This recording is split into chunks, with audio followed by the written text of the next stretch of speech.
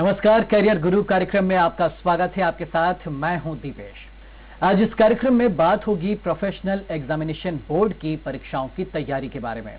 तो आइए शुरू करते हैं हमारा खास कार्यक्रम करियर गुरु।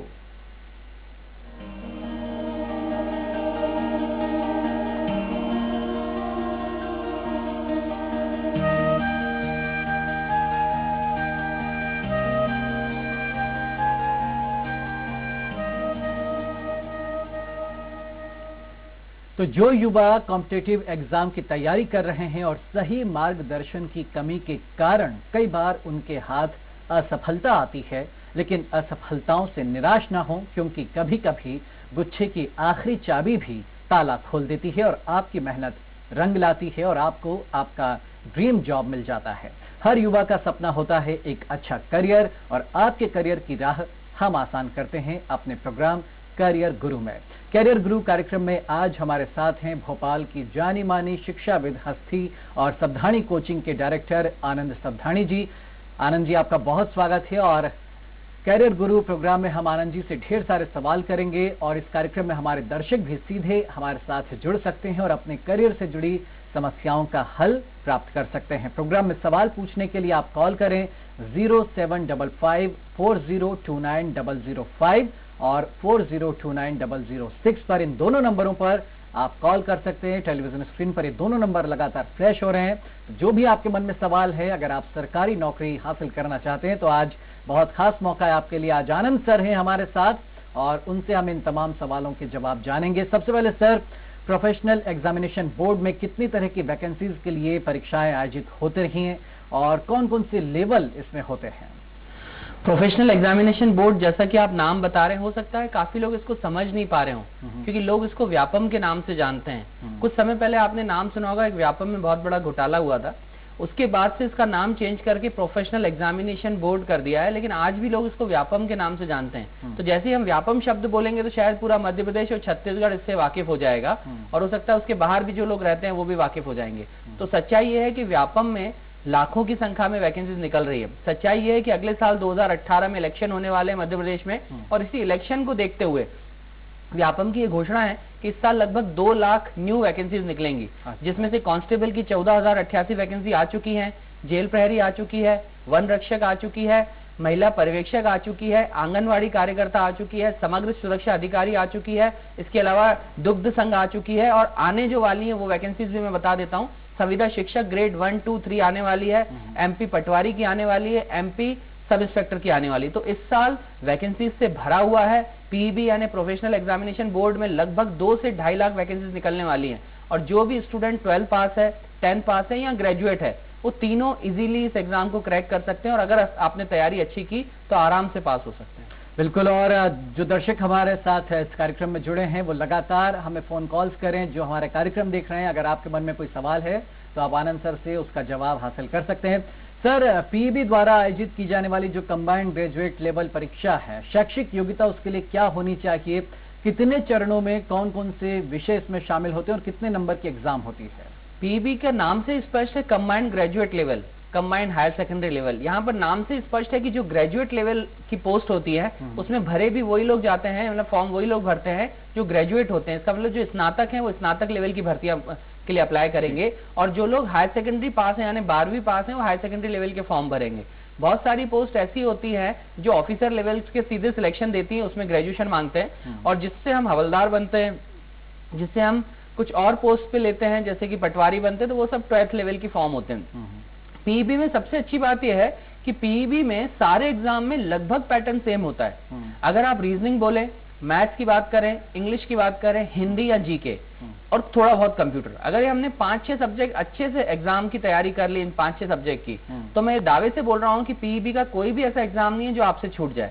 टेक्निकल को अगर हम छोड़ दें तो नॉन टेक्निकल का पैटर्न लगभग यही है, और इसकी तैयारी के लिए अगर हम इन सब्जेक्ट को पढ़ लेते हैं तो आराम से एग्जाम को निकाल सकते हैं। बिल्कुल। सर, एक दर्शक हमारे साथ जुड़ गए हैं, देवास से आकाश हैं। आकाश जी, स्वागत है, अपना सवाल कीजिए। सर, मैं ये बोल रहा हूँ, मैं तो एमपी पुलिस की तैयारी करनी है, तो उसमें क्या करना चाहिए? एमपी पुलिस बहुत अच्छा प्रश्न उठाया, क्योंकि एमपी पुलिस की अभी सभी को तैयारी करनी है, क्योंकि सब लोग ये बोलते हैं ना भेड़ चाल चल रही है। 14,088 वैकेंसी जैसे आई तो आज की डेट में सबको पुलिस की तैयारी करनी है, और अगर ये वैकेंसीज कम होती तो शायद लोग पुलिस की तैयारी नहीं करते। जबकि आपके इस टीवी चैनल के माध्यम से मैं लोगों को बताना चाहूंगा कि आपको कितनी वैकेंसीज चाहिए, आपको केवल एक वैकेंसी चाहिए। जहां 10 वैकेंसी भी निकले वहां भी फॉर्म भरो, जहां 14,000 भी निकले वहां भी भरो। और अच्छी बात यह है कि अभी 14,000 वैकेंसी निकली हुई है। एमपी पुलिस कांस्टेबल को अगर बनना है तो आपको जीके का अच्छा नॉलेज होना चाहिए, थोड़ा बहुत हिंदी, थोड़ा बहुत जनरल साइंस, थोड़ा बहुत आपको रीजनिंग पर कमांड बनानी पड़ेगी।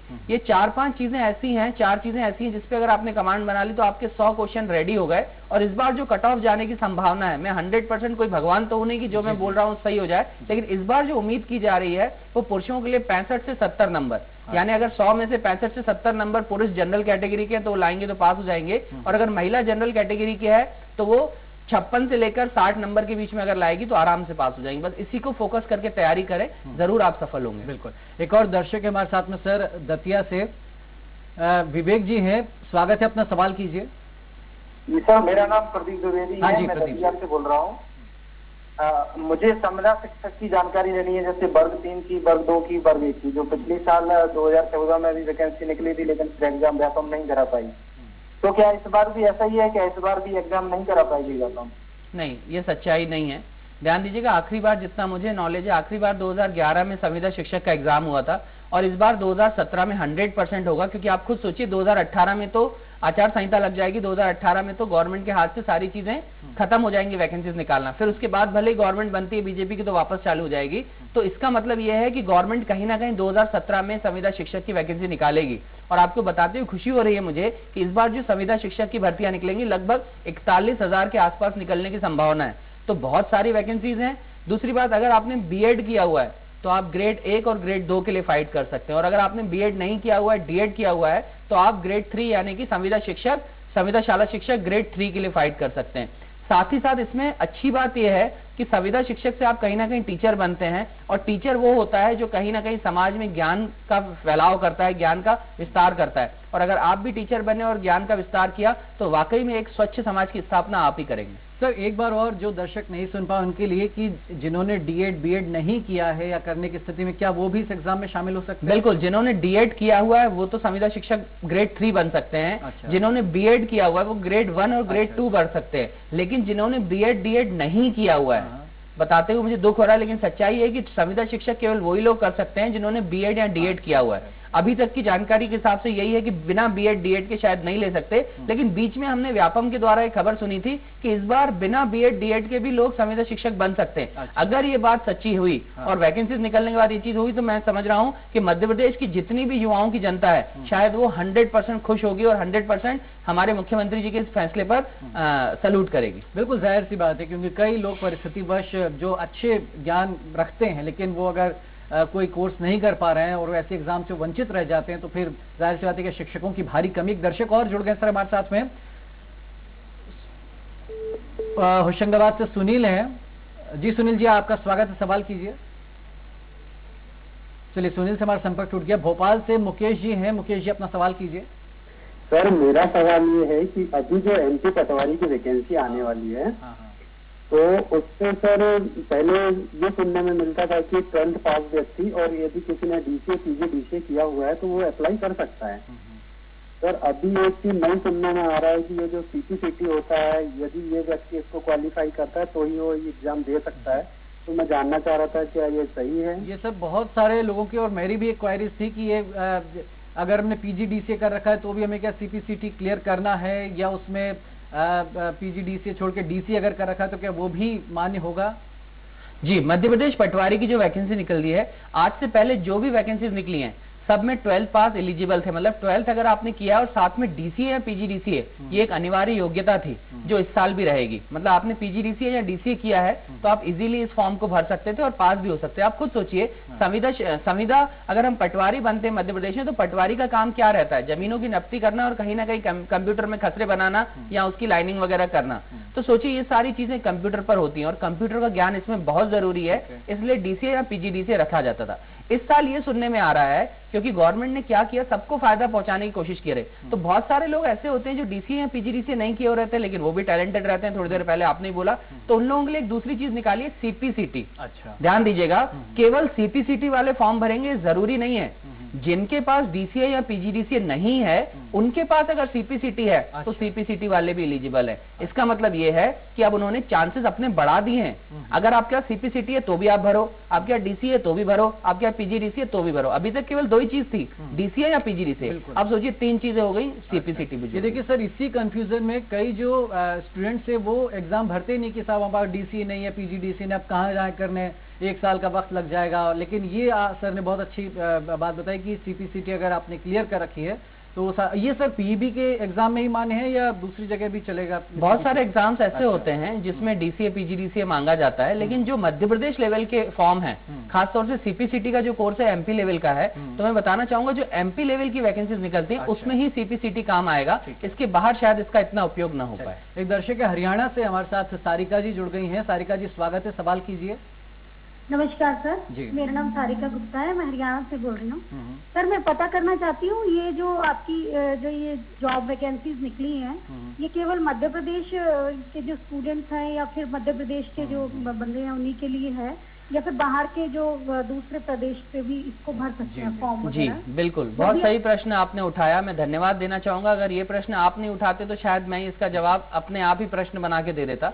सच्चाई ये है कि ये मध्य प्रदेश की वैकेंसीज नहीं है, ये मध्य प्रदेश निकाल जरूर रहा है और मध्य प्रदेश में ही नौकरी मिलेगी, लेकिन ये हमारा भारत है, यहाँ पर किसी को भी हम जाति धर्म या फिर प्रदेश के स्तर पर पृथक नहीं कर सकते हैं। कहीं की भी वैकेंसीज कोई भी भर सकता है। ये मध्य प्रदेश पीईबी की वैकेंसीज आप हरियाणा वाले भी भर सकते हैं, बस ये है कि मध्य प्रदेश वाले को कुछ लिबर्टी मिलती है। जैसे बहुत सारी ऐसे पोस्ट होती है, जैसे एमपीपीएससी की बात करें, ये मध्य प्रदेश की वैकेंसी है। एमपीपीएससी के लिए अगर एमपी वाला अप्लाई करेगा तो 40 साल तक अप्लाई कर सकता है, लेकिन अगर हरियाणा वाला या किसी और स्टेट वाला अप्लाई करेगा तो उसकी एज जो होगी मैक्सिमम वो 30 साल होगी। तो कहीं ना कहीं एमपी वालों को थोड़ा सा बेनिफिट जरूर देते हैं, लेकिन जरूरी नहीं कि केवल एमपी वाले फाइट करें, कोई भी फाइट कर सकता है। सर भोपाल से रवि हमारे साथ में है। जी रवि जी, अपना सवाल कीजिए। सर मैं ये पूछना चाह रहा था कि व्यापम के थ्रू जो एसआई की वैकेंसीज निकली हैं, सर इसमें ओवरऑल कट ऑफ मायने रखता है या पर सब्जेक्ट का कट ऑफ भी मायने रखता है? सबसे पहले बताना चाहूंगा, व्यापम में अभी केवल कांस्टेबल की वैकेंसीज निकली हैं, एसआई की निकलने वाली हैं, और एसआई की जो वैकेंसीज हैं वो अभी निकली नहीं है, लेकिन मैं 100% श्योर हूँ जुलाई में निकल रही है। और मैं एग्जाम भी बता रहा हूँ आपको, अक्टूबर में इसका एग्जाम होगा, 2nd और 3rd संडे को इसका एग्जाम है। निकली नहीं है, लेकिन हमारे पास जानकारी है तो मैं आपसे शेयर कर रहा हूँ आपके चैनल के माध्यम से। अब मैं बताना चाहूंगा कि हर एग्जाम में पास होने के लिए 2 चीजें चाहिए रहती हैं। एक सेक्शनल कट ऑफ चाहिए रहता है, यानी हर सब्जेक्ट में अलग अलग पास होना पड़ता है, और एक मेरिट बनती है जिसमें सब सब्जेक्ट पास होते हैं। ये मैं बात कर रहा हूँ और एग्जाम्स की, जैसे बैंक के एग्जाम हुए, इंश्योरेंस के हुए। लेकिन जब हम सब इंस्पेक्टर की बात करते हैं, जब हम पीएससी की बात करते हैं, जब हम कांस्टेबल या व्यापम की बात करते हैं, तो यहाँ पर ये दायरा खत्म हो जाता है। यहाँ पर हर सब्जेक्ट में कट ऑफ मायने नहीं रखता, यहाँ पर केवल ओवरऑल मेरिट मायने रखती है। इसका मतलब अगर मेरे 200 में से 150 नंबर है तो शायद मैं पास हो जाऊं। जरूरी नहीं है कि हर सब्जेक्ट में मेरे 20-20 नंबर या हर सब्जेक्ट में मेरे 40-40 नंबर होंगे तब पास होऊंगा, ऐसा नहीं है। ओवरऑल मेरिट बनती है, अगर आप सब सब्जेक्ट में मिला के पास हो रहे हैं तो आपकी नौकरी निश्चित है। चल, भोपाल से दीपक है हमारे साथ में। दीपक जी सवाल कीजिए। सर मैं ये पूछना चाहता हूँ कि ये जो पीईबी के बारे में सर जानकारी दे रहे हैं, और एक और सवाल है मेरा कि रेलवे में नौकरी पाने के लिए जैसे टीटी या अधिकारी पोस्ट की, उसके लिए क्या करना पड़ेगा सर? सच्चाई तो ये है कि इंडिया में एक बहुत बड़ी भ्रांति है, उनको क्या लगता है कि व्यापम का कोर्स अलग है, पीईबी का, और रेलवे का कोर्स अलग है, और एसएससी का कोर्स अलग है, और पीएससी का अलग है। जबकि मैं दावे से बोल रहा हूँ, इंडिया में होने वाले 90% एग्जाम जिनका एग्जाम पैटर्न सेम है, मैथ्स, रीजनिंग, इंग्लिश और जीके, ये ऐसे सब्जेक्ट हैं, यही रेलवे में आते हैं, यही पीईबी में आते हैं, यही एसएससी में आते हैं, यही पीएससी में आते हैं, यही आईएएस में आते हैं। सोचिए, इंडिया में होने वाले सारे एग्जाम जिसका पैटर्न सेम है, तो क्यों ना हम केवल पीईबी के बारे में क्यों बात करें? अगर हम पीईबी के साथ साथ रेलवे के बारे में बात करें तो रेलवे में भी रीजनिंग यही है, रेलवे में भी मैथ्स यही है, रेलवे में भी जीके यही है, रेलवे में भी जनरल साइंस यही है। तो आप पीईबी के साथ साथ रेलवे की भी तैयारी कर सकते हैं। और रेलवे में पिछले साल वैकेंसी निकली थी, 17,000 वैकेंसी थी, जो अपने आप में एक रिकॉर्ड था, और इस साल भी रेलवे में वैकेंसी निकलने वाली है। आप विश्वास रखिए, बहुत जल्दी वैकेंसी आएगी और आप तैयारी चालू कीजिए। चलिए, एक और दर्शक हैं बेगमगंज से वीरेंद्र हैं, स्वागत है, सवाल कीजिए। जी वीरेंद्र जी। चलिए, इंदौर से एक और दर्शक है संदीप जी, स्वागत है, सवाल कीजिए। जी संदीप जी। लगता है उनसे संपर्क नहीं हो पा रहा। सर, पीबी की परीक्षा पास कोई युवा कर लेता है, उसकी शुरुआती सैलरी क्या होती है, आगे चलकर प्रमोशन के कितने चांसेस होते हैं? जी, सच्चाई है कि हम किसी भी नौकरी को चुनते हैं तो सबसे पहले हमें पैसा दिखता है। वाकई में पैसा बहुत जरूरी रोल है, पैसा नहीं होगा तो शायद हम नौकरी भी नहीं करेंगे। सबसे अच्छी बात है हम सैलरी पे न जाएं, सबसे अच्छी बात है कि हम हमेशा ये देखें कि हमें सुविधा क्या मिलेगी। प्राइवेट सेक्टर का जो नौकरी है वो हमेशा केवल सैलरी देती है और तब तक देती है जब तक तुम काम करोगे, जबकि गवर्नमेंट सेक्टर ऐसा नहीं होता। गवर्नमेंट सेक्टर में आपको पेंशन भी मिलेगी, आपको टारगेट भी कम मिलेंगे, आपको शायद मेहनत भी कम करनी पड़े या जो भी करना पड़े, लेकिन प्राइवेट सेक्टर की अपेक्षा गवर्नमेंट सेक्टर आज की डेट में बेहतरीन ऑप्शन है। और जो भी 12th पास हैं, आज अगर इंजीनियरिंग का सोच रहे हैं, आज अगर MBA का सोच रहे हैं, आज अगर मास्टर डिग्री करने का सोच रहे हैं, तो सबसे पहले सोच लीजिएगा कि ऐसे लोगों से मिल लीजिए ये जो कर चुके हैं। कुछ लोग BE करके आज पछता रहे हैं, कुछ लोग MBA करके पछता रहे हैं, कुछ लोग BSc करके पछता रहे हैं, कुछ लोग BCom, MCom कुछ भी करके पछता रहे हैं। उनसे जरा पूछना कि प्राइवेट जॉब या प्राइवेट कॉलेज क्या आपको नौकरी दे सकता है? नहीं दे सकता। वो केवल एक डिग्री देगा, जब तक स्किल्स आपके अंदर नहीं होंगी तब तक शायद जॉब नहीं आएंगी। तो मैं उन सभी से ये बात कर रहा हूँ कि कहीं ना कहीं जॉब के लिए आप अभी से तैयारी करो, और अभी से अगर तैयारी करोगे तो हो सकता है ग्रेजुएशन के साथ साथ आप इतने परफेक्ट हो जाओ कि फर्स्ट अटेम्प्ट में आप कोई ना कोई पेपर निकाल लो। बिल्कुल। सर, भोपाल से एक और कॉलर है, सैयद है हमारे साथ में। जी स्वागत है, सवाल कीजिए। सर जैन बोल रहा था भोपाल से। जी बोलिए। सर आपका नाम बहुत सुना है, काफी फेमस है, तो मुझे ये पूछना था कि मुझे तैयारी करना थी पीबी की, तो आप बता दीजिए मुझे कैसे करना चाहिए तैयारी। जी, सबसे पहले तो धन्यवाद देना चाहूंगा। आपने मेरा नाम नहीं सुना होगा, मैं इतना फेमस आदमी नहीं हूँ, और अगर फेमस किसी ने किया है तो आप जैसे लोगों ने किया है, क्योंकि हमारे यहाँ आप जैसे स्टूडेंट आते हैं, सब्दारणी कोचिंग में पढ़ते हैं और जॉब लग जाती है और फेमस हम हो जाते हैं, जबकि असलियत यह है कि हम फेमस नहीं है, फेमस आप लोग हैं। और अगर हमें किसी ने फेमस बनाया तो आप लोगों ने बनाया। तो सच बोल रहा हूँ, अगर आप में ही मन में उत्साह है, आपको भी लग रहा है कि आपको गवर्नमेंट जॉब में जाना है, तो सबसे पहले कोई अच्छा सा इंस्टीट्यूट ज्वाइन कीजिए। मैं सब्दारणी कोचिंग का डायरेक्टर हूँ, इसलिए मैं ये नहीं बोल रहा कि आप हमारी कोचिंग आइए ज्वाइन कीजिए, मैं बिल्कुल अपनी पब्लिसिटी नहीं कर रहा। मैं केवल ये बोल रहा हूँ जो भी आपके घर के आसपास इंस्टीट्यूट है सबसे पहले आप उसको ज्वाइन कीजिए, अपना बेसिक कॉन्सेप्ट क्लियर कीजिए। बेसिक एक बार स्ट्रांग हो गया उसके बाद आप प्रैक्टिस कीजिए। पिछले बार भी प्रोग्राम में मैंने बताया था कि आजकल जो एग्जाम्स हैं वो सब ऑनलाइन हो गए, तो क्यों ना आप भी ऑनलाइन की तैयारी कीजिए। आजकल मोबाइल पे हम सबसे ज्यादा समय व्यतीत करते हैं, उसी मोबाइल पे हम ऑनलाइन टेस्ट दें तो आप जरूर पास हो जाएंगे। ऐसे कई लोग गेम्स खेलने में घंटों बिता देते, लेकिन अगर वो प्रैक्टिस करें और सर का मार्गदर्शन मिले, जाहिर से आते आनंद सर का, तो फिर आपको कोई नहीं रोक सकता कामयाब होने से। दतिया से पवन है हमारे साथ में। पवन जी स्वागत है, सवाल कीजिए। जी पवन जी पूछिए। हाँ सर। हाँ पूछिए अपना सवाल। सर मैं वर्ग 1 वैकेंसी संविदा की संस्कृत से करना चाह रहा हूँ, उसके लिए मार्गदर्शन दे सर कुछ। हाँ, वर्ग 1 अगर आप संस्कृत से करना चाह रहे हो तो सबसे पहले तो संस्कृत सब्जेक्ट आपको स्ट्रॉन्ग करना पड़ेगा, और आप संस्कृत से करना चाह रहे हो तो मैं खुद पहले ही समझ चुका हूँ कि ऑलरेडी आपका मेन सब्जेक्ट संस्कृत ही होगा और आप संस्कृत आपका वैसे स्ट्रांग होगा। अब आपको करना क्या है, दूसरे सब्जेक्ट को पकड़ना है। संस्कृत तो आपका स्ट्रांग है, वो तो आप ऑलरेडी क्लियर कर लोगे। अब उसमें जो बाकी सब्जेक्ट आते हैं, जैसे संविदा शिक्षक में चाइल्ड पेडागोजी आएगा, उसको आपको पढ़ना पड़ेगा, शिक्षा शास्त्र पढ़ना पड़ेगा, थोड़ा बहुत गणित, थोड़ा बहुत अंग्रेजी, थोड़ा बहुत हिंदी और थोड़ा बहुत रीजनिंग। ये 4-5 चीजों का जो पैकेज है, इसको आप अच्छी बुक्स मिल जाए, आगे दतिया में कोई अच्छी बुक्स हो, बुक सेलर हो तो वहां से आप बुक उठा लीजिए, बुक से स्टडी कीजिए। अगर आप भोपाल आ पाते हैं तो सब्दारणी में आपका स्वागत है, नहीं तो दतिया में कोई भी इंस्टीट्यूट ज्वाइन करके आप संविदा शिक्षक की बेसिक तैयारी कीजिए।